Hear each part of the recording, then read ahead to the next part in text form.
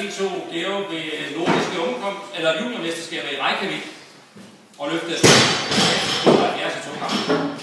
Der var 20 år gammel, og det var faktisk det meste, der blev løftet af en dansk løfter det pågældende år som juniorløfter. Værsgo til dig, Georg. Kom så, Georg.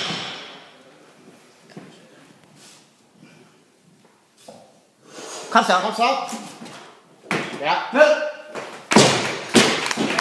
Men værsgo. Der er 102 kilo. Det er en flot vægt. Det var så. Kom så, Georg.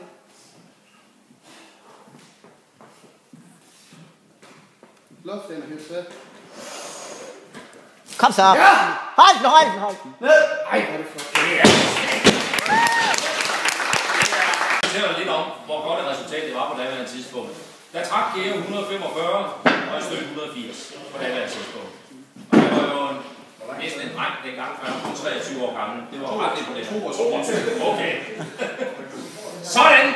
Men nu skal det være. Jeg skal også komme til at oplyse her. Kom så, Georg. Kom så! Vigtigt vægt til at få Georg første forsøg. Kom så, Georg.